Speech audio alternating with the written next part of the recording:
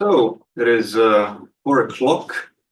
A very warm welcome to everybody joining us for this OHPA seminar, Frenemies Forever, Petrostates, Transit States, and the Oil Curse by Proxy. Our speaker today doesn't require much of an introduction, Professor Alexander Etkind, head of the OHPA, intellectual historian, Cambridge Fellow, many other illustrious titles, but perhaps to foreground the talk a little bit, we in the OHPA, including me, my name's Henry, I'm a postdoc there, we have in the recent or in the past half year started looking more at what they call in industry terms the down and midstream parts of the oil industry, because namely in canonical accounts about oil and the oil industry, it tends to be about wells, it tends to be about mining rights, and it tends to be about all of the relations, international or domestic, that spring up around that. However, we have started to look more at the more neglected parts, at least intellectually neglected, of the oil industry. We have authored an article on the refineries of the world and what we call the global refining order, which is currently under review. And now Professor Etkind will give us a tour into another often neglected part of the global mid and downstream oil industry, and namely transit states. So, Professor Etkind, please. Thank you, Henry, and thanks for coming here.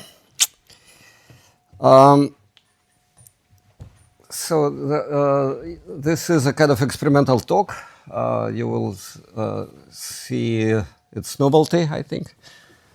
Also, there will be some history, some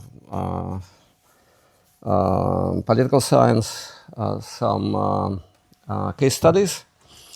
Will be many numbers that I will present to you.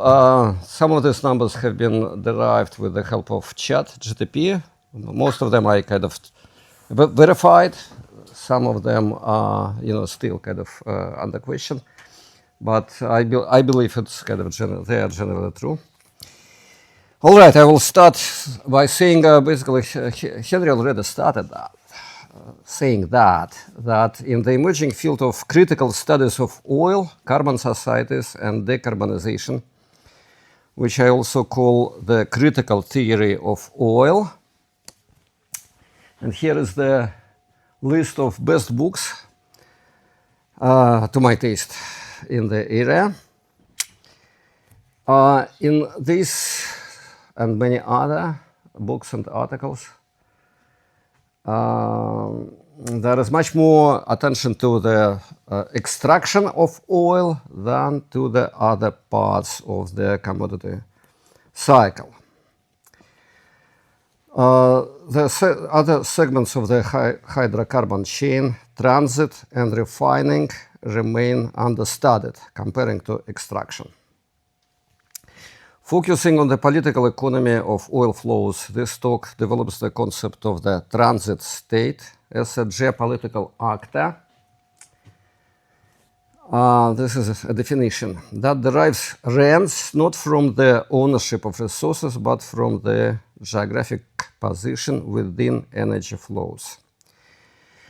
Using fresh examples, I will examine the crucial role of transit states in oil trade, their relations with petrostates, and the political differences between ground and maritime transportation. And finally, the connection of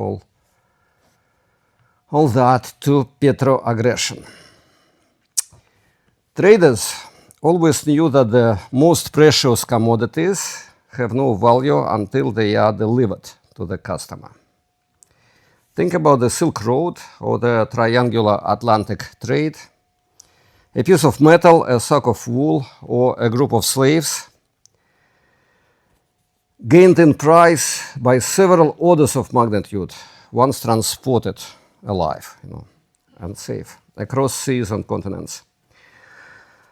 Unlike production, which relies on fixed capital and reacts slowly to price signals, transportation is swift, dangerous, and flexible.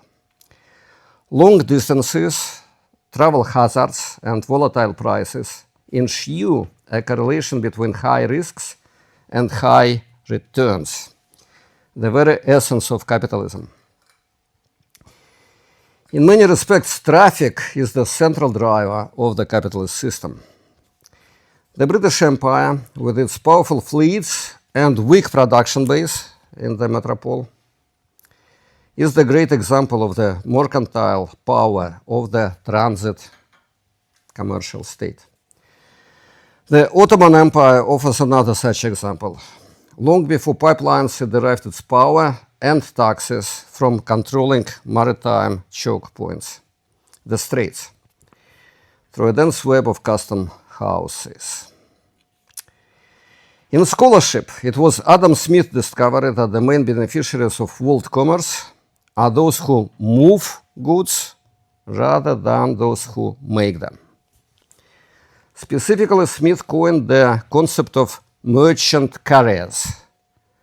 We know who are merchants, but carriers was actually a sort of neologism that Smith introduced. An interesting one. There are three forms of trade in the wealth of nations: home trade within the country, foreign trade between two countries, and carrying trade, transporting the goods from one foreign market to another by the merchants of the third country. Examples were Dutch ships carrying French wine to Sweden, or English ships carrying Baltic timber to Brazil. The carrying trade is the most lucrative, Smith wrote, more than others. His feelings about his own discovery were uneasy. The logical conclusion was that the British were the nation of shopkeepers. The 18th century critique of the post-industrial liberal order. This is a bar in Leeds, which proudly bears this name, the nation of shopkeepers. A long line of economists developed the thesis that success in capitalism, in global economy, and in modernity itself is about running flows rather than owing resources. David Ricardo noted that merchants arbitrage price differentials more effectively than manufacturers. And this is why the former, the merchants, are richer than the latter. In the 19th century, Friedrich List argued that the carrying trade allows cosmopolitan merchants, as he put it, to extract disproportionate gains from nations lacking industrial capacity. A dynamic he contrasted with national productive power. Karl Marx distinguished productive from commercial capital, two kinds of capital, which meant that merchants appropriate surplus value through circulation that is not truly productive. For Fernand Braudel, the French historian, capitalism is dominated by those who, I quote, control circulation, transport, and information. Zygmunt Bauman, the Polish-British sociologist, called our age liquid modernity. A useful theoretical lineage for understanding the power of transit states runs through the classical Marxist debates of the railway era, with two major figures, the Austrian Rudolf Hilferding and the Russian Mikhail Pokrovsky, leading the global debate. Hilferding's Finance Capital, published in 1910, argued that modern capitalism is increasingly organized around the circulation, credit transport, and what we call logistics. Transportation eclipsed production as the source of capitalist power. Pokrovsky offered a historical perspective in his analysis of the late Russian Empire that, as he argued, was dominated by commercial capital which derived power from foreign loans. Grounded in Russian terrestrial history, Proxy anticipated later Atlanticist theories that locate power in the control of routes and flows, not fields and factories. This heterodox tradition holds that power accrues to actors who deliver rather than those who extract and process. Well, we live in a liquid modernity, and its main commodity is liquid oil. Before the very recent advance of AI, oil dominated global markets, stock exchanges, and financial services.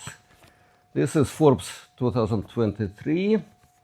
You see that's revenue of global corporation, of just all corporations of the world, and their capitalization. Financial services, number 1, oil and gas, number 2.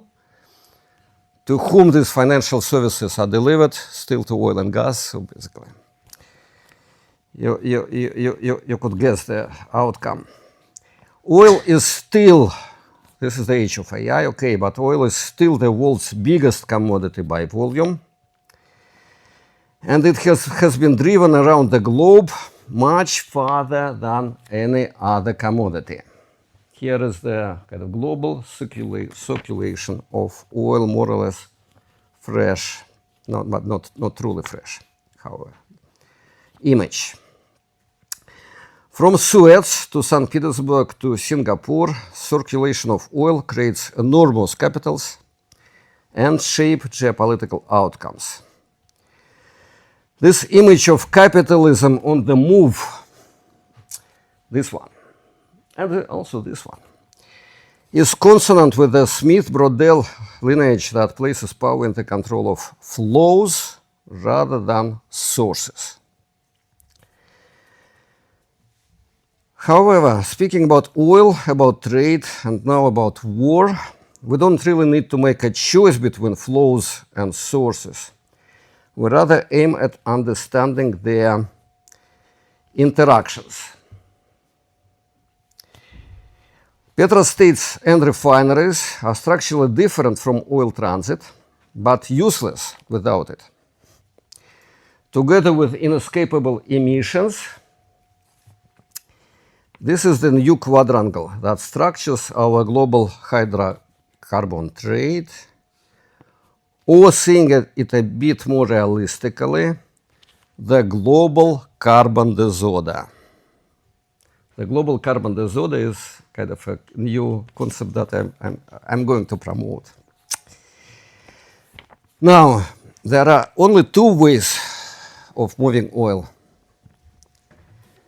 Only 2 ways of moving oil, by land and by sea. In international trade between countries, more than half of traded oil goes by sea. In overall trade, which includes transportation within countries, land dominates. On the sea, oil is moved by tankers. On land, mostly by pipelines, also by railways. Politically, these are 2 vastly different processes, on which I will talk later, but let's start from similarities. So here is, like, I'm starting to deliver my main kind of scheme of things. Here is the petrostate, or resource-bound country, oil-bound country. And here is the, oh, sorry, here is a mistake. Here is the consumer country. Sorry, my typo. Consumer country. And oil and gas goes from the petrostate to the consumer country, from the seller to the buyer. And there are 2 versions, tankers and pipelines. Oops, again, that's the same mistake. Okay, sorry for that again. So, but we are specifying the image. So here is the source of oil. Now it goes, if we're talking about the terrestrial transportation by pipelines, it goes to the consumer state, to the buyer, passing someone else's terrain. And if there are no states on the high seas, there are states on land. So this is the transit state. Third country, which oil passes on its way from the seller to the buyer. So the buyer obviously pays to the seller.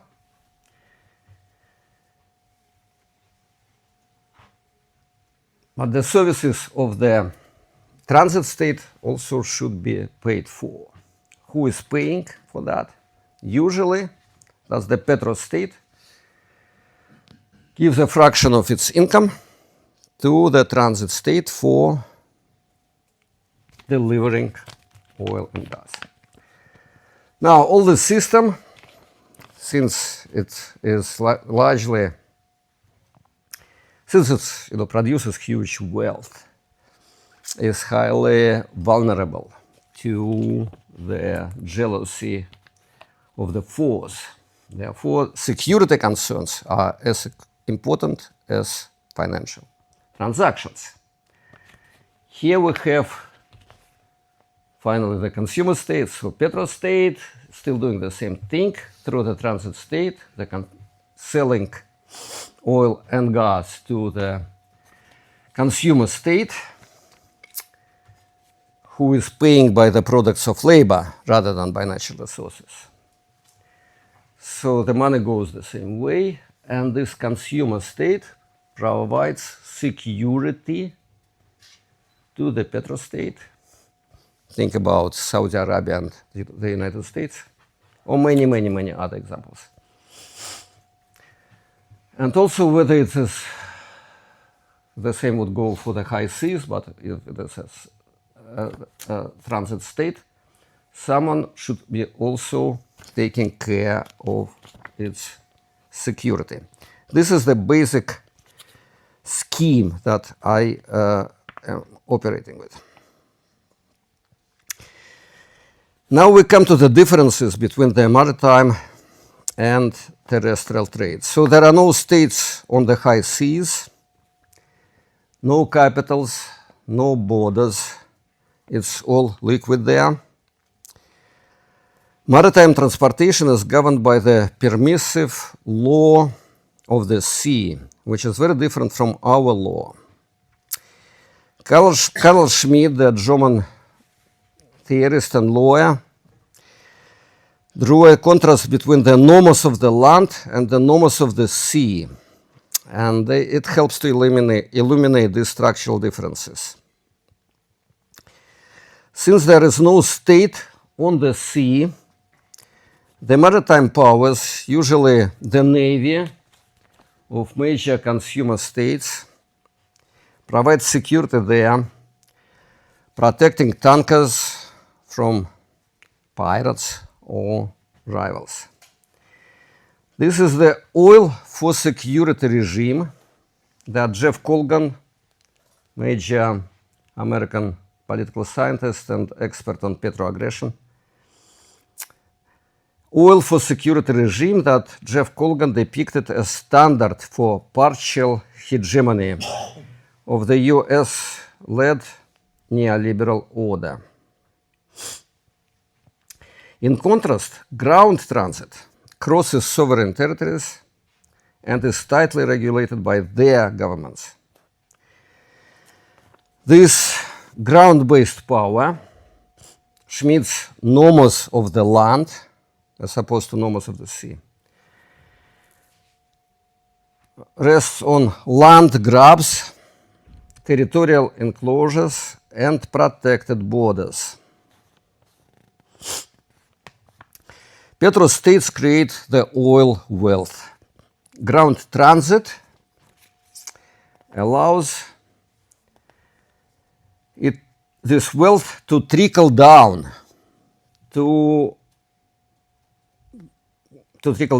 and sideways to the business partners of these petrostates, such as the transit countries. All those petrodollars and gaso-rubles would be parachuted onto their neighboring lands. Through transit fees, preferential pricing, and control of supply routes,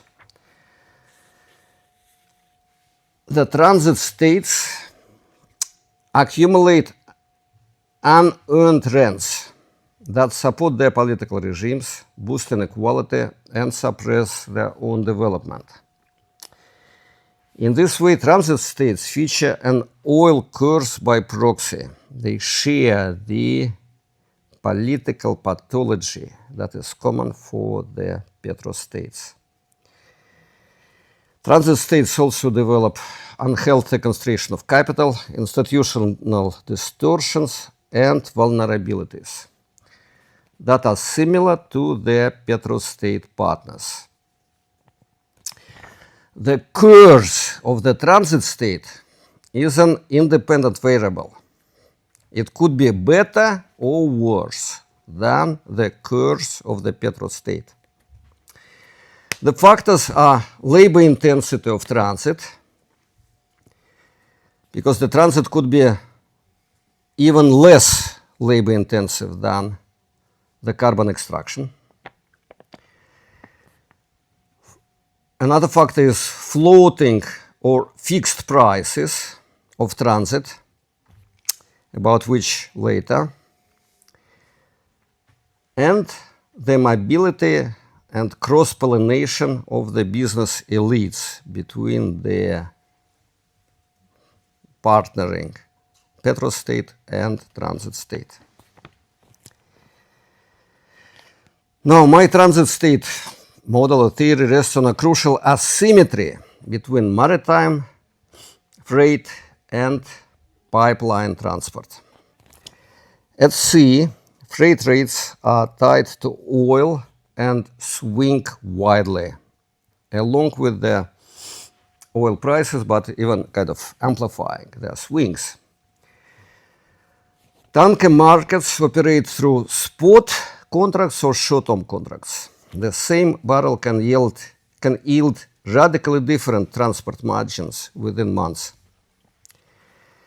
This volatility creates a wide rent window for ship owners and traders.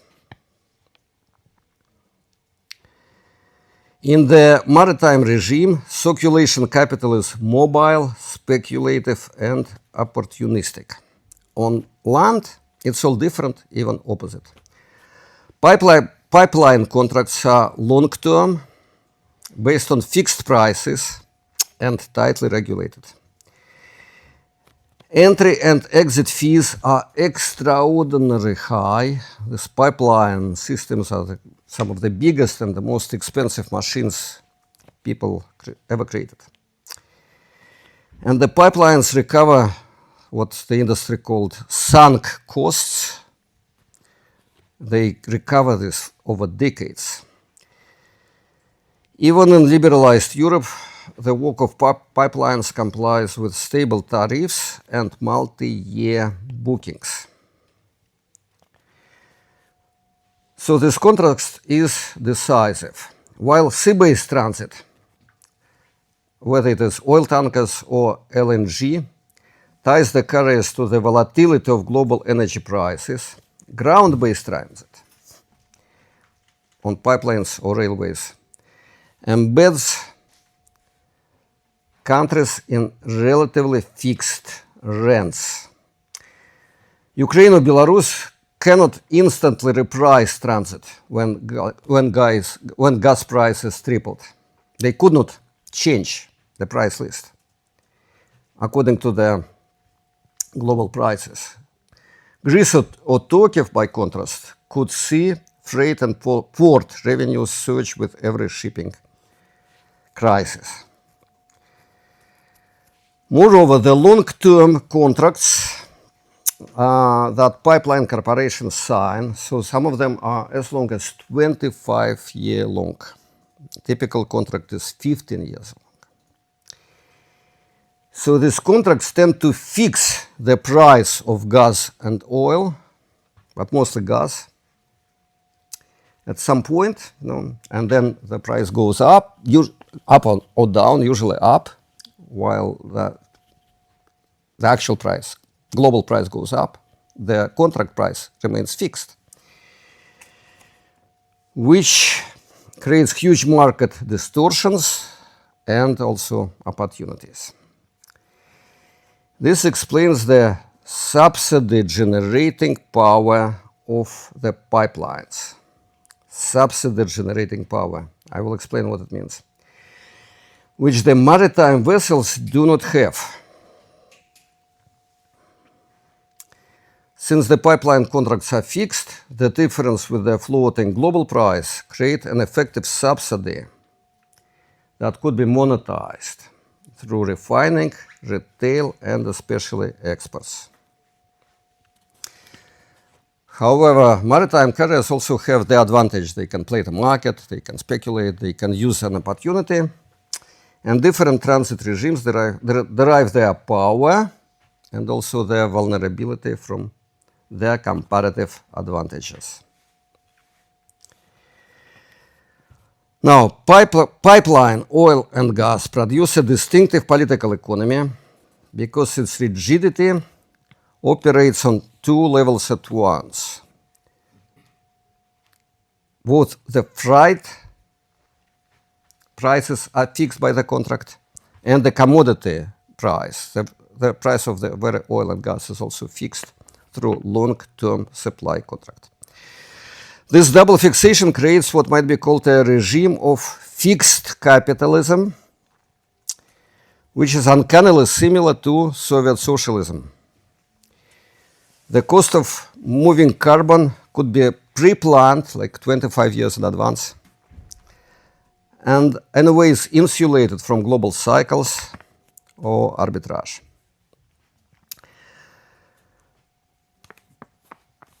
This deep asymmetry explains why pipeline create an incomparable space for grand-scale informal economy, subsidies, and corruption, which the maritime transportation does not. In understanding this dynamic empirically, it's always advisable to start with a map. Geography rules in the global carbon disorder. And then from political geography, descend straight to political economy. The core question is always about subsidies, explicit or hidden, which the transit state receives from the oil and gas flow, meaning usually from the petrostate. So the questions are like how this money is generated, who pays whom, and for what. I'm going to give you several examples, but let's start with this country, Austria.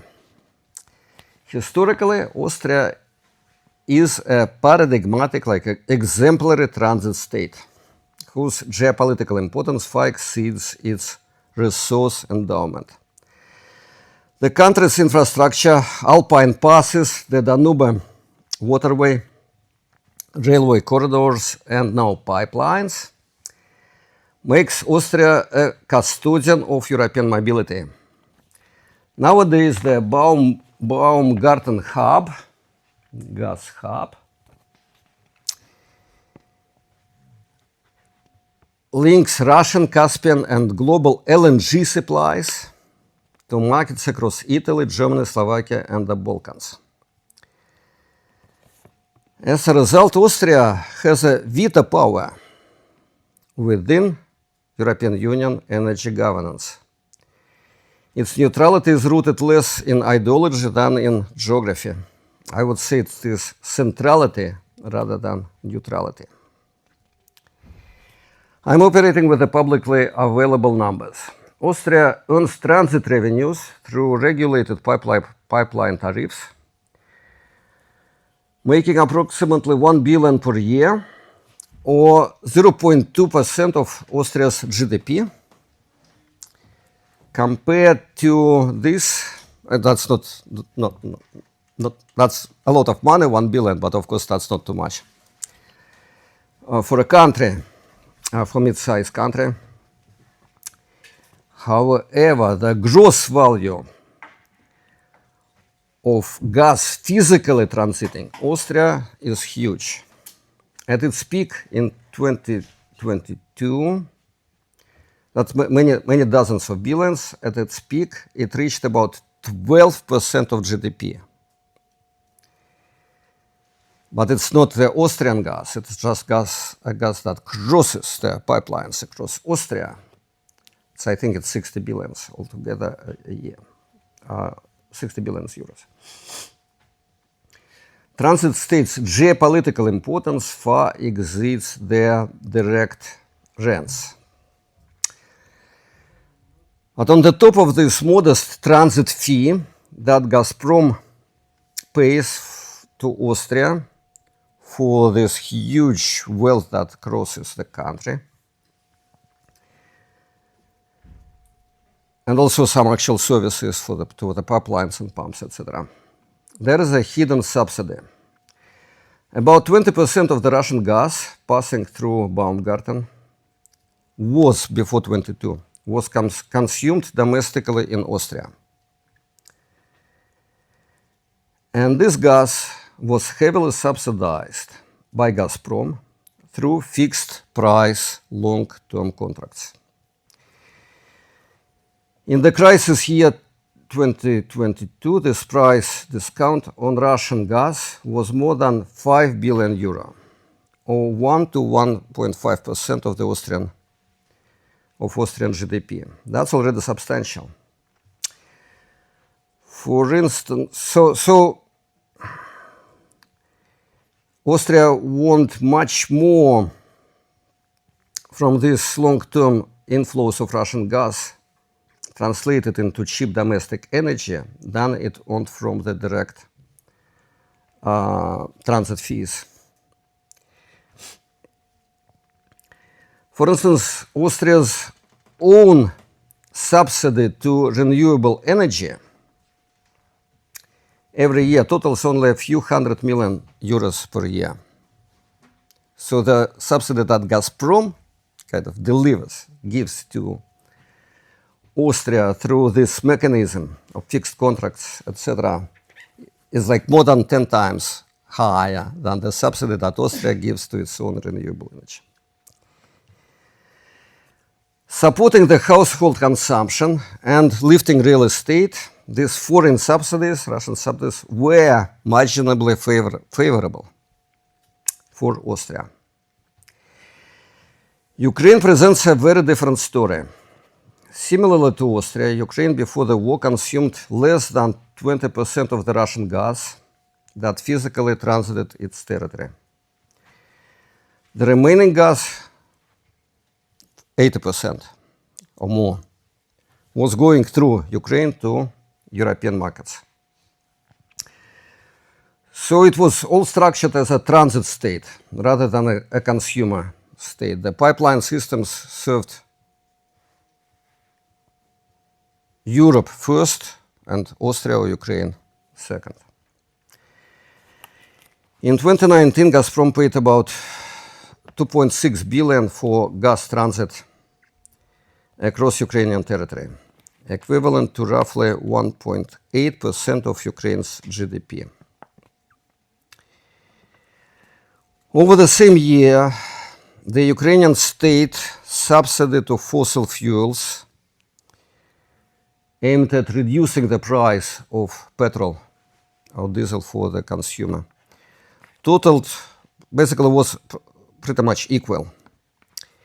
So it's like officially the country, as much as the country received from Gazprom, it distributed to its own business and people. But the whole system of this circulation of huge capital allowed Ukrainian oligarchs, most prominently Dmitry Firtash, also well known in Austria, to make billions by occupying the hinge between Russian supply and European demand. The core mechanism was again the heavily discounted Russian gas. Through their intermediaries such as Itera, Ural Transgas, and above all Rosukreenergo, Ukrainian oligarchs converted subsidized Russian gas into fertilizers and petrochemical products that they were selling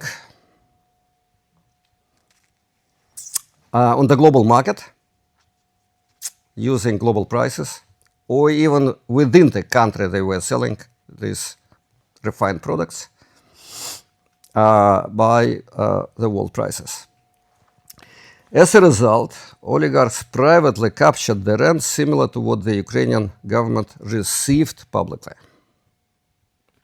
That's about 2% of GDP. So that 2% plus another 2%, so private and public partnership, I would say.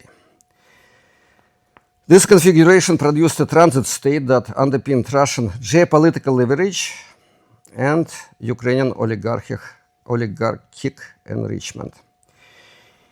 It was the oil curse by proxy, a combination of corruption and institutional underdevelopment with a dependence on the foreign supply of the key resource. Still, Ukraine had a veto power, which it eventually realized in the very end of 2024 when it stopped the gas traffic. The war was going on for 2 years. The gas was still passing Ukraine. Gazprom was still paying billions. About a year ago, it all stopped. That's a veto power that transit states have over their flow of energy. Anticipating this, Russia made preemptive efforts to bypass Ukraine. This is, by the way, some kind of more numbers about Austria, but let's skip this.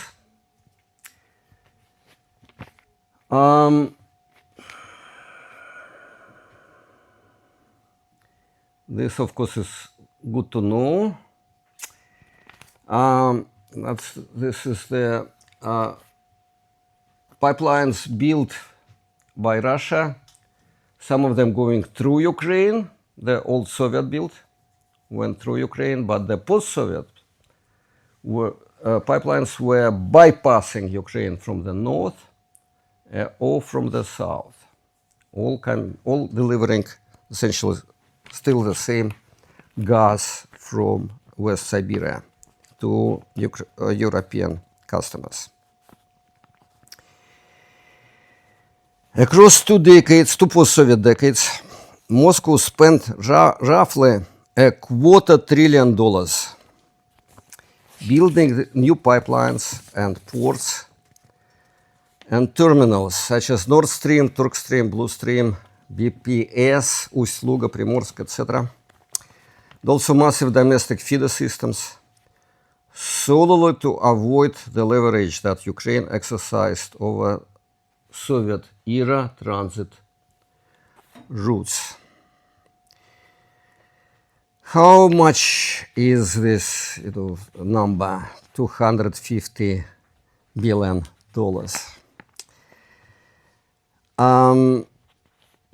Say it makes 2 to 3 years of the annual revenue from Russia's energy exports, oil and gas, to Europe before 22. So Russia paid that 2 to 3 years of revenue from energy exports to bypass Ukraine in the future. Or a different comparison, this is roughly equivalent to 3 to 5 years of the entire pre-war military budget of Russia. Or, for some reason, this number, about 250 billion for bypassing Ukraine, is strangely close to the Russian sovereign assets that have been now frozen in Europe and actively debated in the global press. In effect, Russia lost the value twice. First, via pipelines, because neither of them work anymore. And next, via sanctions. And all that in sum amounts to about a decade of military efforts. However, it is Belarus that represents the most extreme form of the transit state political economy in Eastern Europe. While earning roughly 1% of GDP in transit fees from the Yamal-Europe and Druzhba pipelines, the country received far larger implicit subsidies, typically 5 to 10% of GDP, and at times exceeding 14%, through heavily discounted Russian oil and gas. So the same fixed price contracts enabled Belarus to refine cheap oil and re-export its petrochemical products to Europe at world prices. And therefore, to sustain a Soviet-style industrial employment and to keep household energy prices very, very low, probably the lowest in Europe. All in all, energy subsidies in Belarus are 5 times higher than in Russia. Russia also gives subsidies, but in Belarus it's 5 times higher, making the transit state a bigger beneficiary of energy flow than the petrostate itself. Unlike Ukraine, where oligarchs captured most of the rent, Belarus used the profits within the state apparatus, which of course makes a huge difference.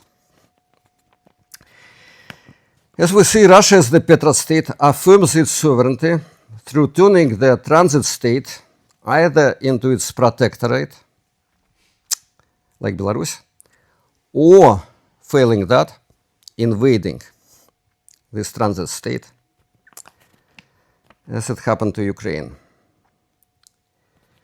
Submission or resistance present a choice that defines the dynamic of transit state in its relation to the petrostate. The Armenia-Azerbaijan conflict also demonstrates how the political geography of flows determines strategic outcomes. In Azerbaijan, the oil and gas sector accounts for about half of GDP. It's a classical petrostate. The war between Armenia and Azerbaijan in 1923 was petro-aggression. And Azerbaijan emerged dominant, won the war, because this petrostate is also a transit state. An unusual combination. Yeah, more numbers actually about how Russia bypassed Ukraine. We kind of already passed this. And here is the major pipeline which was built mainly under Turkish sponsorship for the Azeri oil going through Georgia to Turkey and then all the way to Italy.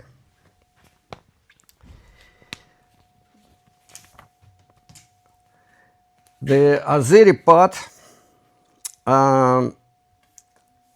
was financed by the carbon revenue that translates into military capacity. The pipeline bypassed Armenia, which remains landlocked with no rents and no leverage. Armenia and Georgia, they basically had similar fortunes in the 90s, but then with this pipeline that goes through Georgia and bypasses Armenia, Georgia became an essential part, the eastern part of this east-west energy corridor. This flow brings transit fees, foreign investment, and more importantly, strategic protection from the consumer states such as Turkey and the European Union. Disruption of the flow through Georgia or Azerbaijan would threaten Europe, say would kind of threaten its diversification away from Russia. That was 23 already. So the consumer states accepted that war and its outcome. In fact, Georgia, as you see it here, plays the same role to Azerbaijan that Ukraine plays to Russia.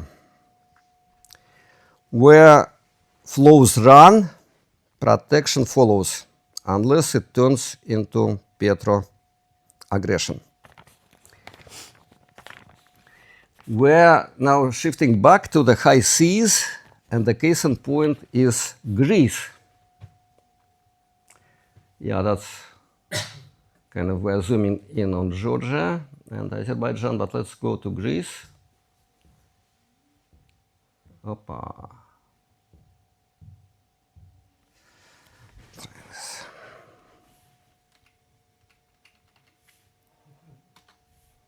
Yeah. Okay. Yeah, Greece is blue. These are tankers. This relatively small economy plays an outside role in the maritime trade. The official Greek-owned fleet generates close to 2 billion annually in public revenue, and which is a big part of the total government budget. But much more goes into private earnings of the ship owners, insurers, etc. Unlike pipeline transit states, the maritime Greece does not extract a transit fee that goes to the government. But it collects a flow of taxes, social contributions, and port payments. The price of oil, LNG, and freight fluctuate with the global market. And this leaves no space for subsidies. However, the picture is more complex because of the large opaque fleet of shadow tankers, which carry sanctioned Russian crude to India and China. They make now about 10% of all Greek tanker tonnage, and they are uninsured and pay no taxes or port fees. And the relaxed law of the sea allows them to operate without paying usual duties. This works as a subsidy, privatized in this case by the ship owners. Apparently, there is a hidden subsidy under any carbon transit, which is an important part of the global carbon disorder. And now, this is not only a story of the post-Soviet space and its close neighbors. The war and sanctions have transformed the faraway India into a refinery-based transit state. Through its refining capacity, India has become the world's most important corridor for the sanctioned Russian oil. India buys discounted Russian crude, refines it, and re-exports the products to Europe, the US, and East Asia. In this trade, the higher the discount is, the bigger are profits. So basically, the more efficient is the sanctions regime, the price cap, etc. The cheaper India is actually, that doesn't comply with the sanctions, the cheaper India buys the crude, global prices are still the same or fluctuate independently, the higher is the Indian profits. Due to sanctions and price caps, the Russian crude has been traded at huge discounts that just recently, a few weeks ago, reached $26 per barrel, which is almost like 40% of the price. And currently, refineries in India and China account for 90% of Russia's oil exports. So part of the refined products, truly unknown part, but probably about 1/3 for India, is re-exported back to Europe or somewhere else. Exports of refined products place India among the world's leading suppliers of these products. Every barrel of the Russian discounted crude processed in India and re-exported at global prices creates rents. And the profits I estimated in more than 10 billions a year. It looks like a triumph of globalization. From Siberia and then across 2 oceans, Russian crude travels on Greek and other tankers to coast of India, where it is converted into diesel and gasoline and then shipped onward to markets in Europe or East Asia or South America. In reality, what Indian refineries do is a geopolitical laundering.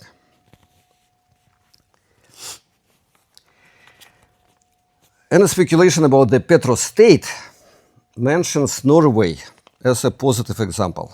There are all kinds of problems, but Norway is also a petrostate, and it's a happy country. A petrostate without the oil curse. In the same way, talking about the transit states, I will briefly talk about Canada. Located right between the oil-bearing Alaska and the consuming American states, Canada illustrates a contrarian type of the transit state.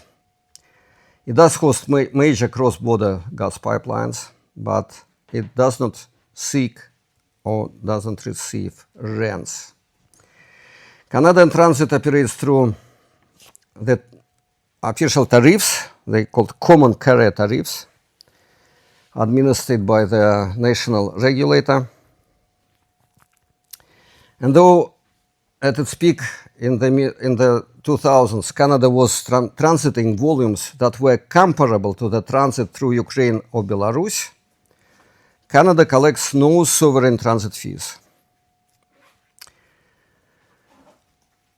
All revenue accrues to regulated pipeline operators, not to the federal state. Our cases reveal that transit power is structural, produced by geography and market distortions, but rent-seeking is institutional, shaped by regulatory regimes, state strategies, and geopolitical alignments. If petrostates embody the land norms of extraction, transit states return the sea norms of circulation, this liquid modernity, to the hard terrain. Monetizing passage, not production, they operate with fixed capital instruments such as pipelines, pump stations, and terminals. Now, mutual dependence of the petrostate and the transit state is different from imperial colonial relations. Precisely because the transit state, the junior partner, holds a structural veto over flows on its territory, which makes the senior partner, the petrostate, existentially dependent on their friendship with the transit states. In fact, the transit states often becomes a target of coercion and petroaggression.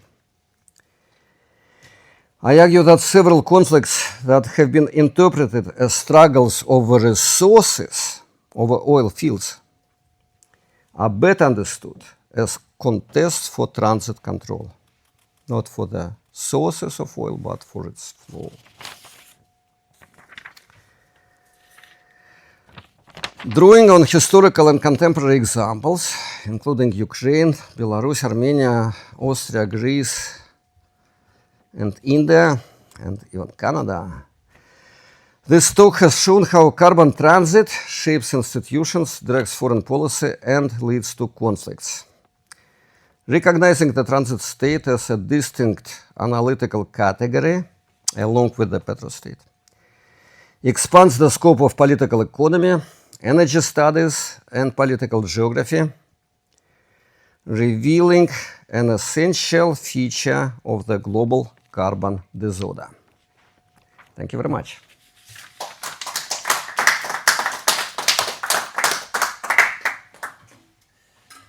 Thank you so much. It was very, very novel, very enlightening, very interesting, for me at least. Questions?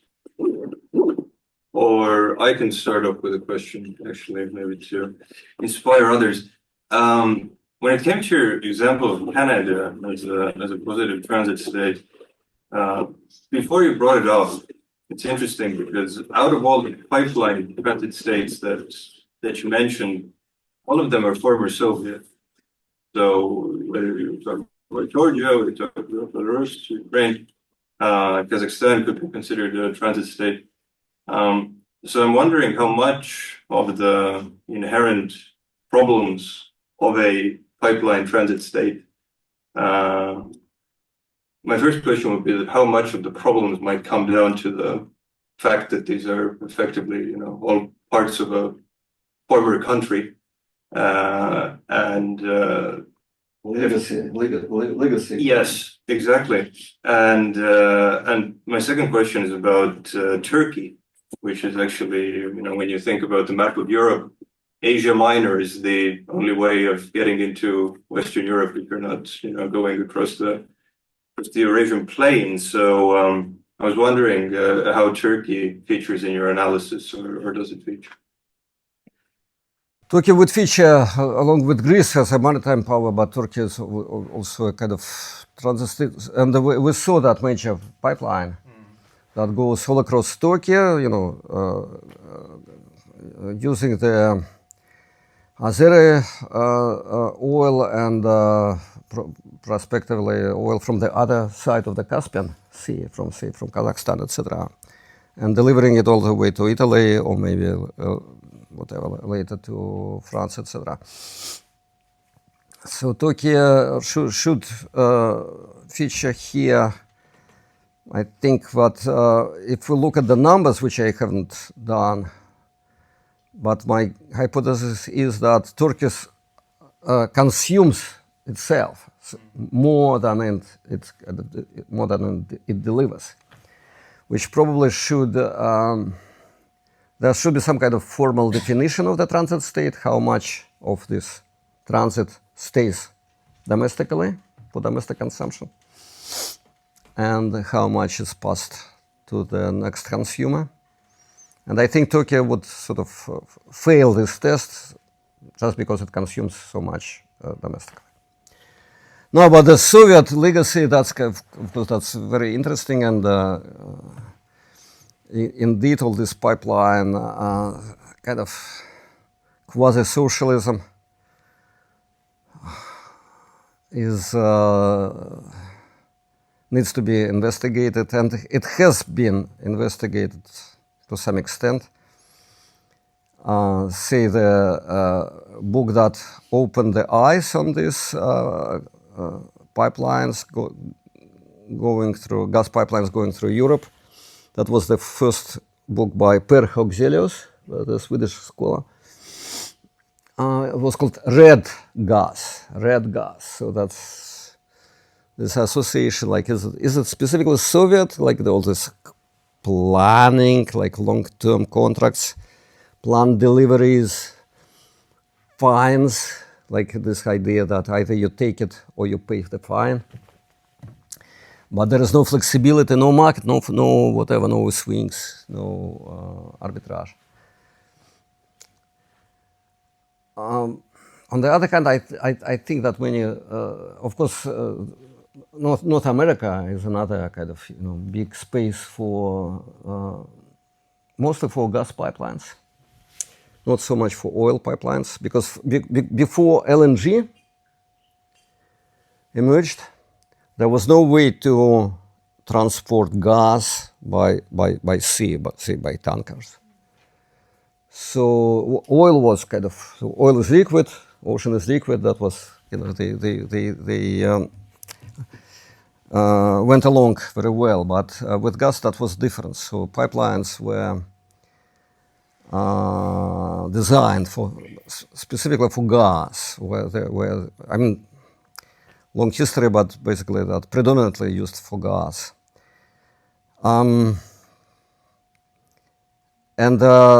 Since they are essentially fixed, they are dug into the dirt, they are there, they're not flexible, they cannot be rerouted like a tanker. There is some kind of natural affinity between the pipeline system and the Soviet-style socialism. So that's why it was also used on an equally big scale by American capitalism. This is what I think. And it will be used also in the same way, because many European attempts to liberalize the gas market, transferring these long-term contracts into spot contracts, and they meet much of resistance, and also from the business community, which works for oil, does not work, doesn't immediately work for gas. They are physically different, liquid, and gas, they are different. And but there's sort of still this question of Soviet legacies, of course, is huge when it comes to an analysis of the countries mentioned. Speaking of LNG, considering the fact that pipeline transit states have, as you mentioned, either gone the Belarus route or the Ukraine route.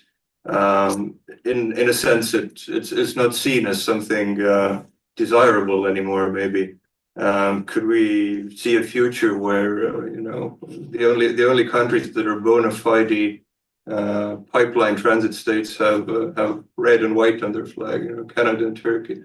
Everybody else prefers LNG because it's so much easier.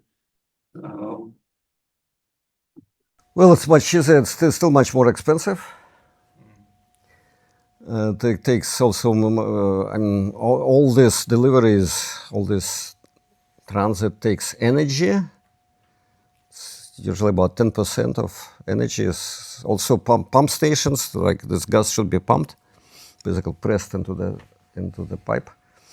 And basically the energy losses are like about 10%, but also LNG losses are high because it should be frozen, etc. And it's very kind of highly sophisticated technology. We haven't had major disasters, but they obviously could happen basically any time with these huge and very, very complex vessels, as they also could happen to tankers or pipelines. It's all highly vulnerable. But as we know very well, with decarbonization, and if we are really thinking about emissions, so gas is preferable to oil. And therefore, the kind of the relatively cheap and reliable ways of delivering gas to consumer would be preferred, by the buyers. And whatever will happen to oil, gas will stay for another, several decades after oil would be banned somehow, and we don't know how.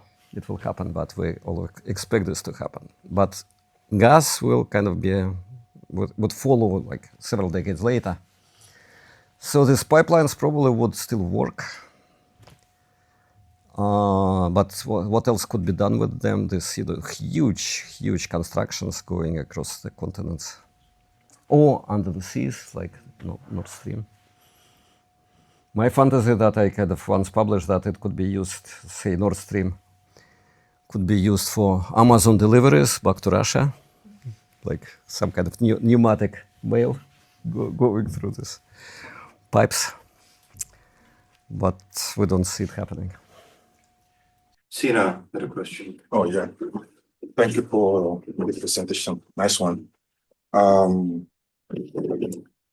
Just a quick, maybe I can say a little modification to the concept, the flow concept that you draw on the global what disorder now?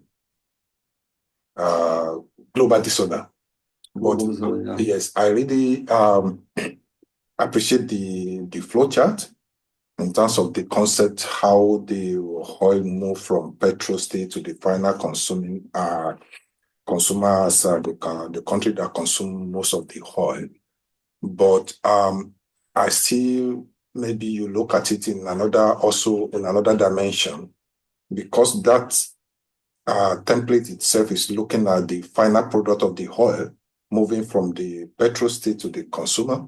But what about the situation where you have crude oil also moving, though it may not be through pipeline, but from other means? For example, crude oil from petrostate, not yet refined, but they will move it to another country, and that country will refine and sell it back to the to the petrostate. So, in terms of the money movement, I'm thinking it should not be one way.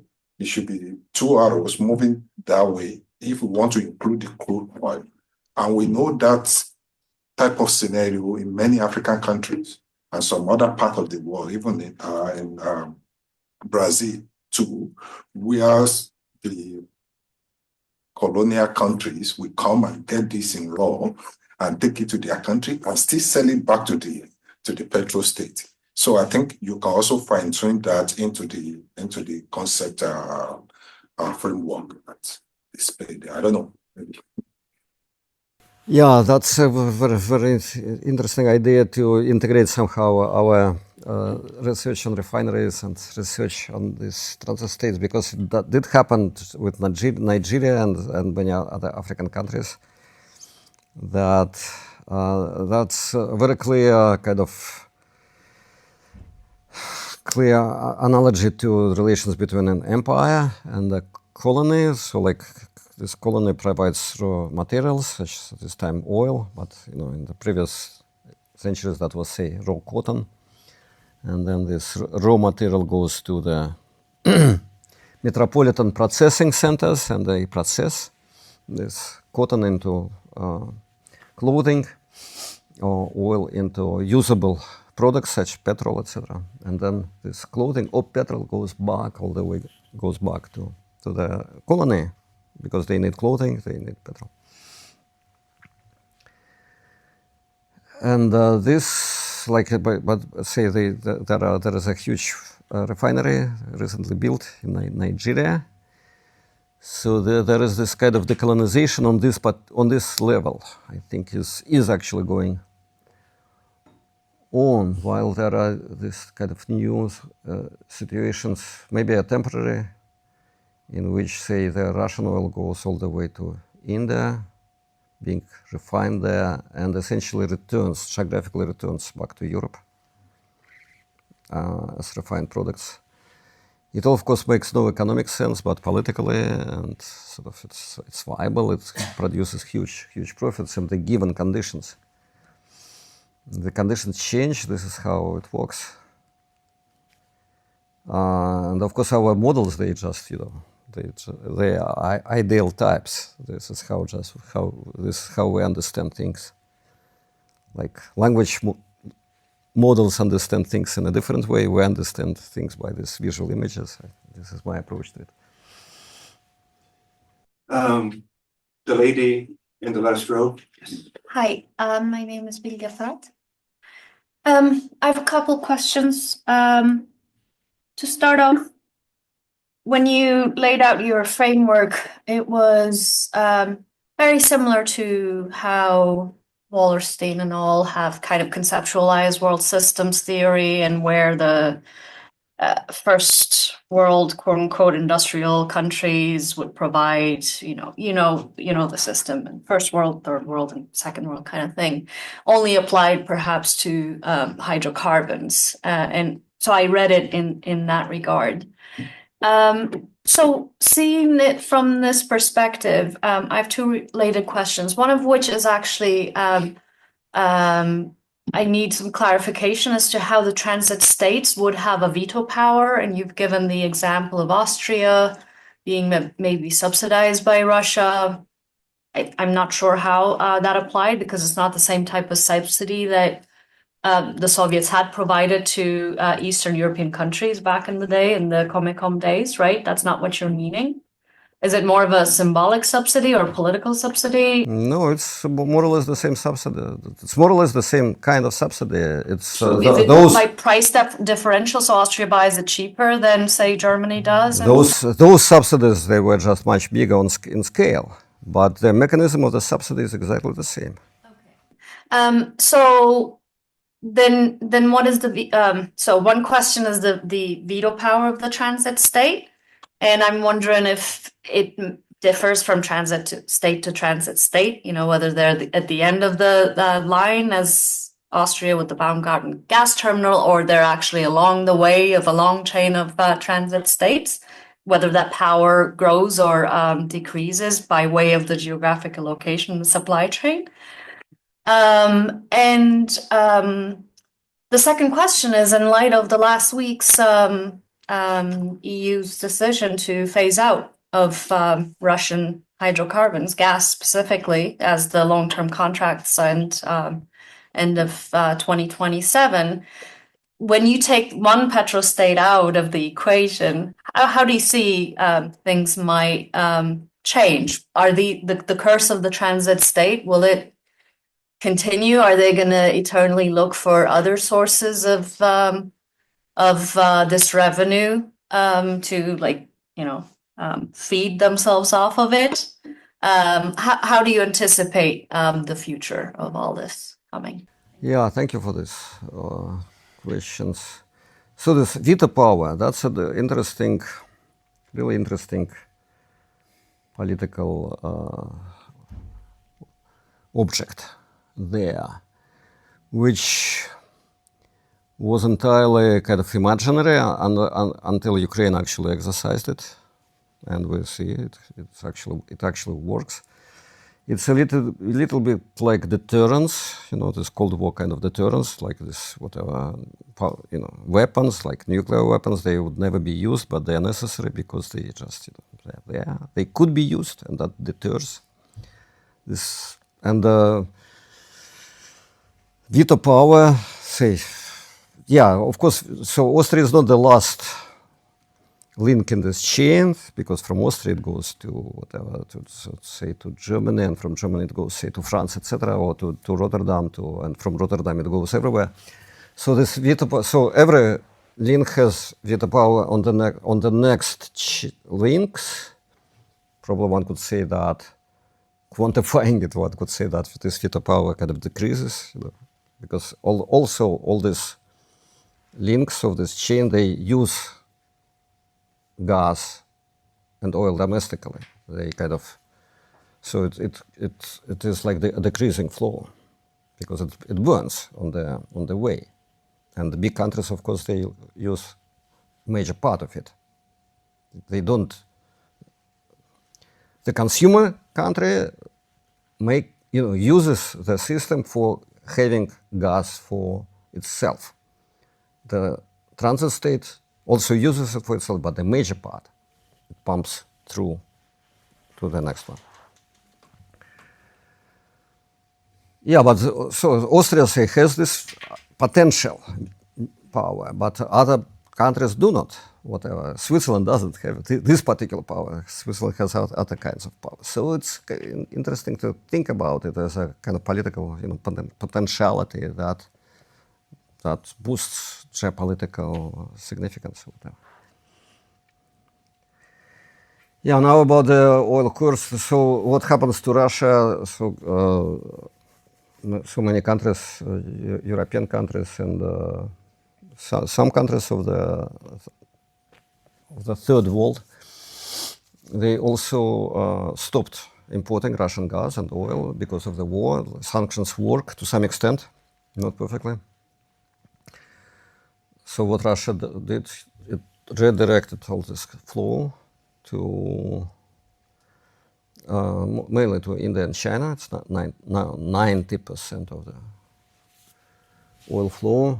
It cannot do it with gas because there is no technical way to do that. It does LNG, but LNG again is kind of expensive and complex equipment. So it's like a fraction of the former exports of gas. They go through LNG. It's entirely different flows, different kind of maritime logic as opposed to terrestrial logic. This oil goes around the globe by tankers. We saw these tankers, many different flags.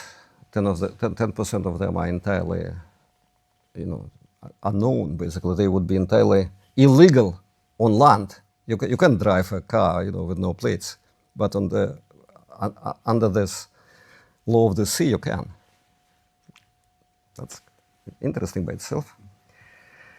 There was something else in your question, which I forgot it. How the current situation will change with the phase out? Yes, but from as long as someone buys, some other country buys. So Russia used to sell this oil using the global price, so it got like 100% of profit when it was selling to Germany. Now it is selling to India and China, and it's like has 60 or 70% of the former profits. But the margins on oil business is such a thing that the margins, profits are so huge anyway that, the margins are close to whatever, to 70 or 80% the profits. So if they are lower, that's kind of painful, but it's not decisive. It's still very highly profitable business, despite all. So what could happen, of course, with these tankers is that some other country would destroy them. As it happens in the Black Sea, it could also happen in the Baltic Sea, because they are bottlenecks. And these tankers, it's impossible to defend. They are like, you need to send a navy to defend it from the drones. So all kinds of things happen. But what would happen with the petrostate if it loses its income? If it loses its petrodollars, it collapses. There is no plan B. There is no second scenario. It's just, that's the existential interest of the petrostate to continue this business as is. This, for a transit state, it's also existential, but probably less so. That's also an interesting comparative topic. Thank you for that. We have a gentleman online as well. He gave me his notice a bit before you, sir. So if you're not against, yes, Francesco. Yes, I'm here. Thanks for this presentation, Professor Etkind. Really interesting. I wanted to ask you a question regarding one of the latest comment about LNG in Europe. I think it will be interesting to see through the framework that you created how single EU countries will play the role of transit state within the framework and delivering US LNG transiting from the west to the east in Europe. somehow subverting the traditional structure of gas flows from Russia to Central Europe. So we might see the surfacing of new transit state in Europe. Or whether this will be the case of the EU taking up the role of becoming a transit continent, so managing not at a state level, but at a continental level, the transit of hydrocarbons from the west to the east. And I think this question is really crucial for understanding also the future, not just of single member states or single transit state, but for the EU as a player in the global energy market. And maybe supersede any continental transit imaginary and hamper this process. The role of states, of singular states in Europe, could be very influential. So this is also a consequence of the troubling relationship between the EU and the United States with the Trump administration, and what we are seeing in terms of using energy as an instrument of trade, economy pressure, and the preference for the White House to treat with single European countries instead of the EU in energy and trade terms. So any thought from you, Professor Etkind, on this would be really appreciated, and thanks again. Great question. Also difficult one, because LNG is a sort of new world. But obviously it complies with the law of the sea rather than the law of the land. So particularly, it's always delivered by vessels, and then goes to possibly goes to pipelines through the port terminals. And I fully agree with you that the goal of the current American administration is to replace the Russian pipeline gas by the American LNG gas, so it will go across Atlantic to the new terminals in the Mediterranean and in the Baltic, on the Atlantic coast of France or Spain. What I see, like just geographically, what is clear, that it will be quite dispersed, because these terminals, they basically could be built in any harbor. They are expensive things to build, but it's in this world of oil and gas, there is so big money circulate there. They will be built, and basically they will be all around Europe.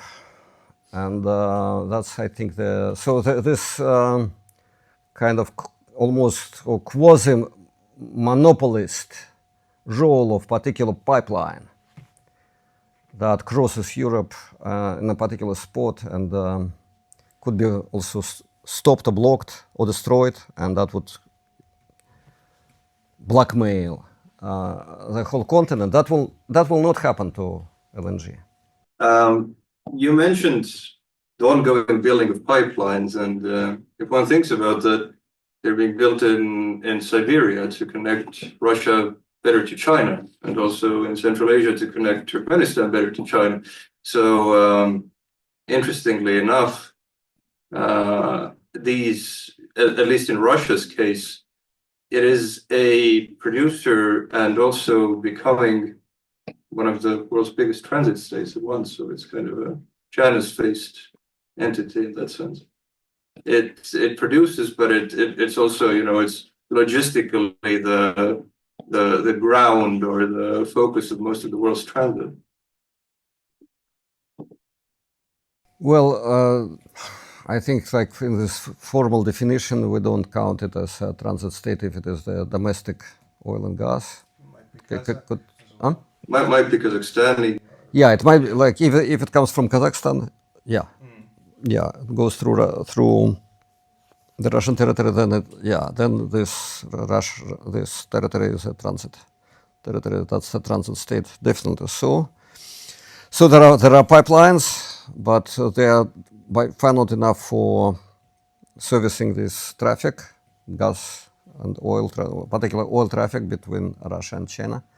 So that's why most of the oil goes from the Black Sea ports and then across two oceans, rather than go. So there is also a railway oil going to China from Siberia, but it's still most of Russian oil goes to China around the world. And there is, of course, this project of the power of Siberia, which would be built across the mountains and the borders, the Russian-Chinese border, and would deliver all that oil and all that gas directly to China. And Gazprom is specifically kind of interested in that, but it looks like China is not going to finance it. So Russia cannot build it without huge loans or credits, or just using Chinese money, and China is not interested, which is important, of course. But there will be never a Russian pipeline to India. It all goes, around the globe, and this play between the law of the land and law of the sea and the law of the sea, I think it's kind of very interesting to understand the current events in these old terms. Right.